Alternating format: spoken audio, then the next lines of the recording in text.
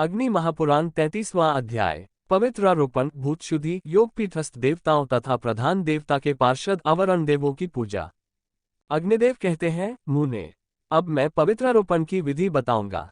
वर्ष में एक बार किया गया पवित्रारोपण संपूर्ण वर्ष भर की हुई श्रीहरि की पूजा का फल देने वाला है।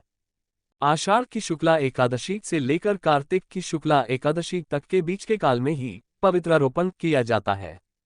प्रतिपदा धनत तिथि है। द्वितीया आदि तिथियां क्रमशः लक्ष्मी आदि देवताओं की हैं। यथा लक्ष्मी की द्वितीया, गौरी की तृतीया, गणेश की चतुर्थी, सरस्वती तथा नाग देवताओं की पंचमी, स्वामी कार्तिकेय की षष्ठी, सूर्य की सप्तमी, मातृकाओं की अष्टमी, दुर्गा की नवमी, नागों या यमराज की दशमी, ऋषियों तथा भगवान विष्णु की एकादशी, श्रीहरि की द्वादशी, कामदेव की त्रयोदशी, शिव की चतुर्दशी तथा ब्रह्मा की पौर्णमासी एवं अमावस्या तिथि है। जो मनुष्य जिस देवता का भक्त है उसके लिए वही तिथि पवित्र है। पवित्रारोपण की विधि सब देवताओं के लिए समान है, केवल मंत्र आदि प्रत्येक देवता के लिए पृथक पृथक बोले। पवित्रक बनाने के लिए सोने चांदी और तांबे के तार तथा कपास आदि के सूत होने चाहिए। ब्राह्मणी के हाथ का काता हुआ सूत सर्वोत्तम है। वह न मिले तो किसी भी सूत को उसका संस्कार करके उपयोग में लेना चाहिए। सूत को तिगुना करके उसे पुनः तिगुना करे और उसी से अर्थात 9 तंतुओं द्वारा पवित्रक बनाए। 108 से लेकर अधिक तंतुओं द्वारा निर्मित पवित्रक उत्तम आदि की श्रेणी में गिना जाता है। पवित्रारोपण के पूर्व इष्ट देवता से इस प्रकार प्रार्थना करें, प्रभु, क्रियालोपजनित दोष को दूर करने के लिए आपने जो साधन बताया है देव, वही मैं कर रहा हूँ। जहाँ जैसा पवित्रक आवश्यक है वहाँ के लिए वैसा ही पवित्रक अर्पित होगा। नाथ, आपकी कृपा से इस कार्य में कोई विघ्न बाधा न आवे। अविनाशी परमेश्वर, आपकी जय हो। इस प्रकार प्रार्थना करके मनुष्य पहले इष्टदेव के मंडल के लिए गायत्री मंत्र से पवित्रक बांधे।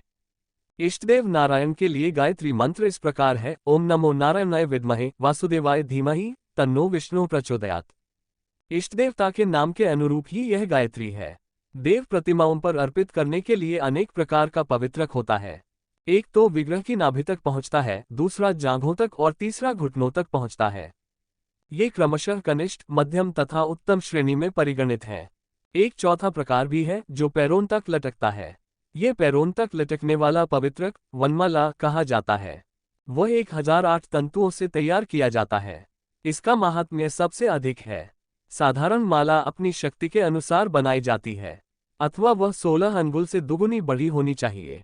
कर्णिका, केसर और दल आदि से युक्त जो यंत्र या चक्र आदि मंडल है, उस मंडल को जो नीचे से ऊपर तक ढक ले, ऐसा पवित्रक उसके ऊपर चढ़ाना चाहिए। एक चक्र और एक आब्ज आदि मंडल चक्र में उस मंडल का मान जितने अंगुल का हो उतने अंगुल मान वाला पवित्रक अर्पित करना चाहिए। वेदी पर अपने 27 अंगुल के माप का पवित्रक अर्पित करे। आचार्यों के लिए, पिता माता आदि के लिए तथा पुस्तक पर चढ़ाने के लिए या स्वयं धारण करने के लिए जो पवित्रक बनावे वह नाभि तक की लंबा होना चाहिए। उसमें 12 गांठें लगी हो तथा उस पवित्रक पर गंध, चंदन, रोली या केसर लगाया गया हो। वह उसी में रंगा गया हो। ब्राह्मण वनमाला में 2-2 अंगुल की दूरी पर क्रमशः 108 गांठें रहनी चाहिए। अथवा कनिष्ठ, मध्यम तथा उत्तम पवित्रक में क्रमशः 12, 24 तथा 36 गांठें रखनी चाहिए। मंद, मध्यम और उत्तम मालार्थी पुरुषों को अनामिका, मध्यमा और अंगुष्ठ से ही पवित्रक माला ग्रहण करनी चाहिए। अथवा कनिष्ठ आदि नाम वाले पवित्रक में समान रूप से 12-12 ही गांठें रहनी चाहिए। केवल तंतुओं की संख्या में और लंबाई में भेद होने से उनकी भिन्न संज्ञाएं मानी जाती हैं। सूर्य, कलश तथा अग्नि आदि के लिए भी यथासंभव विष्णु भगवान के तुल्य ही पवित्रक अर्पित करना उत्तम माना गया है। पीठ के लिए पीठ की लंबाई के अनुसार तथा कुंड के लिए भी मेखला पर्यंत लंबा पवित्रक होना चाहिए। विष्णु पार्षदों के लिए यथाशक्ति सूत्र ग्रंथि देनी चाहिए, अथवा बिना ग्रंथि के ही 17 सूत्र चढ़ावे और भद्र नामक पार्षद को त्रिसूत्र तिरसुत अर्पित करे। पवित्रक को रोचना, अगुरु कर्पूर मिश्रित हल्दी एवं कुमकुम के रंग से रंग देना चाहिए। भक्त पुरुष एकादशी को स्नान, संध्या आदि करके पूजा गृह में जाकर भगवान श्रीहरि का यजन करे। उनके समस्त परिवार को बलि देकर उसकी अर्चना करे। द्वार के अंत में क्ष क्षेत्रपालाय नमः बोलकर क्षेत्रपाल की पूजा करे। द्वार के ऊपर श्रीय नमः कहकर श्रीदेवी की पूजा करे। द्वार के दक्षिण देश में धात्रे नमः, गंगाय नमः इन मंत्रों का उच्चारण करते हुए धाता तथा गंगा जी की अर्चना करे और वाम देश में विधात्रे नमः, यमुनाय नमः बोलकर विधाता एवं यमुना जी की पूजा करे। इसी तरह द्वार के दक्षिण वाम देश में क्रमशः शंखनिधे नमः, पद्मनिधे नमः बोलकर शंखनिधि एवं पद्मनिधि की पूजा करे। फिर मंडप के भीतर दाहिने पैर के पानिभाग को 3 बार पटक कर विघ्नों का अपसारण करे। तदनंतर सारंगाया नमः बोलकर विघ्नकारी भूतों को दूर भगावे। इसके बाद ओम हा वास्तवाधिपत्ये ब्रह्मणे नमः इस मंत्र का उच्चारण करके ब्रह्मा के स्थान में पुष्प चढ़ावे। फिर आसन पर बैठकर भूत शुद्धि करे।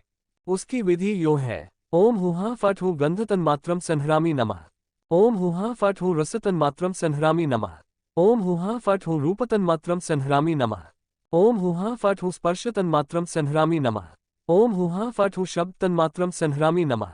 इस प्रकार 5 उद्धात वाक्यों का उच्चारण करके गंध तन्मात्र स्वरूप भूमिमंडल को, वज्रचिन्हित सुवर्णमय चतुरस्त्र पीठ को तथा इंद्रादि देवताओं को अपने युगल चरणों में स्थित देखते हुए उनका चिंतन करे।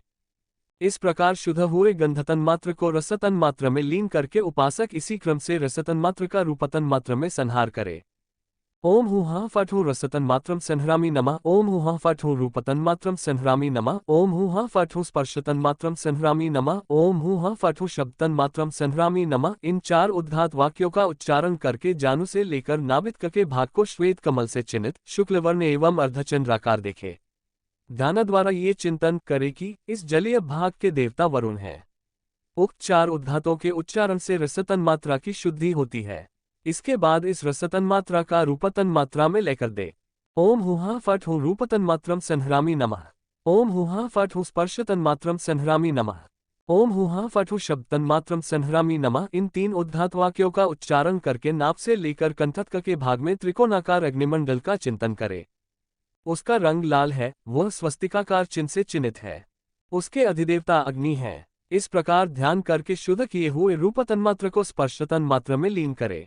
तत्पश्चात ओम हुहा फट हु स्पर्श तन्मात्रम संहरामि नमः, ओम हुहा फट हु शब्द तन्मात्रम संहरामि नमः। इन 2 उद्धात वाक्यों के उच्चारण पूर्वक कंठ से लेकर नासिका के बीच के भाग में गोलाकार वायुमंडल का चिंतन करे। उसका रंग धूम के समान है, वह निष्कलिंग चंद्रमा से चिन्हित है।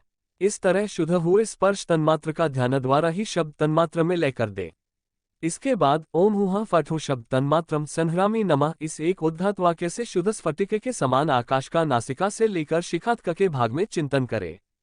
फिर उस शुद्ध हुए आकाश का अहंकार में उपसंहार करे। तत्पश्चात क्रमशः शोषण आदि के द्वारा देह की शुद्धि करे। ध्यान में ये देखे कि यम बीजरूप वायु के द्वारा पैरों से लेकर शिखा तक का संपूर्ण शरीर सूख गया है। फिर रम बीज द्वारा अग्नि को प्रकट करके देखे कि सारा शरीर अग्नि की ज्वालाओं में आ गया और जलकर भस्म हो गया। इसके बाद वम बीज का उच्चारण करके भावना करे कि ब्रह्मरंध्र से अमृत का बिंदु प्रकट हुआ है। उससे जो अमृत की धारा प्रकट हुई है उसने शरीर के उस भस्म को आप्लावित कर दिया है। तदनंतर लम बीज का उच्चारण करते हुए ये चिंतन करे कि उस भस्म से दिव्य देह का प्रादुर्भाव हो गया है। इस प्रकार दिव्य देह की उद्भावना करके करन्यास और अंगन्यास करे। इसके बाद मानस याग का अनुष्ठान करे। हृदय कमल में मानसिक पुष्प आदि उपचारों द्वारा मूल मंत्र से अनगोस्थित देवेश्वर भगवान विष्णु का पूजन करे। वे भगवान भोग और मोक्ष देने वाले हैं। भगवान से मानसिक पूजा स्वीकार करने के लिए इस प्रकार प्रार्थना करनी चाहिए: देवेश्वर केशव, आपका स्वागत है। मेरे निकट पधारिए और यथार्थ रूप से भावना द्वारा प्रस्तुत इस मानसिक पूजा को ग्रहण कीजिए। योगपीठ को धारण करने वाली आधार शक्ति कूर्म, अनंत, शेषनाग तथा पृथ्वी का पीठ के मध्य भाग में पूजन करना चाहिए। तदनंतर अग्निकोण आदि 4 कोणों में क्रमशः धर्म, ज्ञान, वैराग्य तथा ऐश्वर्य का पूजन करे। पूर्व आदि मुख्य दिशाओं में अधर्म, अज्ञान, अवैराग्य तथा अनैश्वर्य की अर्चना करे। पीठ के मध्य भाग में सत्वादि गुणों का, कमल का, माया और अविद्या नामक तत्वों का, काल तत्व का, सूर्यादि मंडल का तथा पक्षीराज गरुड़ का पूजन करे। पीठ के वायव्य कोण से ईशान कोण तक गुरु पंक्ति की पूजा करे। गण, सरस्वती, नारद, नलकूबर, गुरु, गुरुपादुका, परम गुरु और उनकी पादुका की पूजा ही गुरु पंक्ति की पूजा है। पूर्वसिद्ध और परसिद्ध शक्तियों की केसरों में पूजा करनी चाहिए। पूर्वसिद्ध शक्तियां ये हैं: लक्ष्मी, सरस्वती, प्रीति, कीर्ति, शांति, कांति, पुष्टि तथा तुष्टि। इनकी क्रमशः पूर्व आदि दिशाओं में पूजा की जानी चाहिए। इसी तरह इंद्र आदि 10 दिपालों का भी उनकी दिशाओं में पूजन आवश्यक है। इन सब के बीच में श्रीहरि विराजमान हैं। परसिद्ध शक्तियां धृति, श्री, रति तथा कांति आदि हैं। मूल मंत्र से भगवान अच्युत की स्थापना की जाती है। पूजा के प्रारंभ में भगवान से यो प्रार्थना करें, हे भगवान, आप मेरे सम्मुख हों। ओम अभिमुखो भव, पूर्व दिशा में मेरे समीप स्थित हों।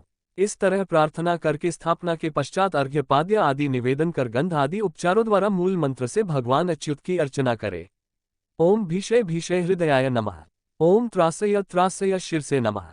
ओम मर्दे मर्दे शिखाय नमः। ओम रक्ष रक्ष नेतृत्रयाय नमः। ओम प्रध्वंसय प्रध्वंसय कवचाय नमः। ओम हुफट अस्त्राय नमः। इस प्रकार अग्निकोण आदि दिशाओं में क्रम से मूल बीज द्वारा अंगों का पूजन करे।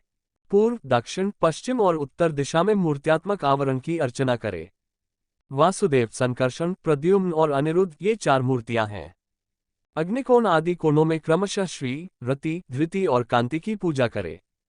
ये भी श्रीहरि की मूर्तियां हैं। अग्नि आदि कोणों में क्रमशः शंख, चक्र, गदा और पद्म की परिचर्या करे। पूर्वादि दिशाओं में शौंड, मुशल, खड्ग तथा वनमाला की अर्चना करे। उसके बाह्यभाग में पूर्वादि दिशाओं में क्रमशः इंद्र, अग्नि, यम, निऋति, वरुण, वायु, कुबेर तथा ईशान की पूजा करके नैऋत्य और पश्चिम के बीच में अनंत की तथा पूर्व और ईशान के बीच में ब्रह्माजी की अर्चना करे। इनके बाह्यभाग में वज्र आदि अस्त्रमय आवरणों का पूजन करे। इनके भी बाह्यभाग में दीपालों के वाहन रूप आवरण पूजनीय होते हैं। पूर्वादि के क्रम से ऐरावत, छाग, भैंसा, वानर, मत्स्य, मृग, शश, खरगोश, ऋषभ, कूर्म और हंस इनकी पूजा करनी चाहिए। इनके भी बाह्य नाग में कृष्णगर्भ और कुमुद आदि द्वारपालों की पूजा की विधि कही गई है। पूर्व से लेकर उत्तर तक प्रत्येक द्वार पर 2-2 द्वारपालों की पूजा आवश्यक है। तदनंतर श्रीहरि को नमस्कार करके बाह्यभाग में बलि अर्पण करे। ओम विष्णुपार्षदेभ्यो नमः बोलकर बलिपीठ पर उनके लिए बलि समर्पित करे।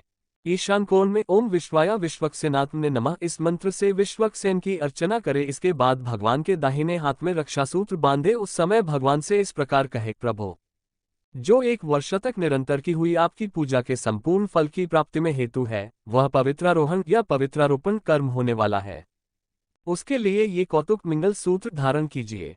ओम नमः। इसके बाद भगवान के समीप उपवास आदि का नियम ग्रहण करे और इस प्रकार कहे, मैं उपवास के साथ नियमपूर्वक रहकर इष्टदेव को संतुष्ट करूंगा।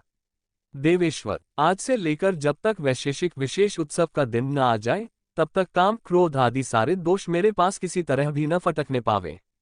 व्रती यजमान यदि उपवास करने में असमर्थ हो तो नक्त व्रत प्रातः में भोजन किया करे। हवन करके की स्तुति के बाद उनका विसर्जन करे। भगवान का नित्य पूजन लक्ष्मी की प्राप्ति कराने वाला है। ओम ह्रीं श्रीं श्रीधराय त्रैलोक्य मोहनाय नमः ये की पूजा के लिए मंत्र है। इस प्रकार आदि आग्नेय महापुराण में सर्वदेव साधारण पवित्रारोपण विधि कथन नामक 33वां अध्याय पूरा हुआ।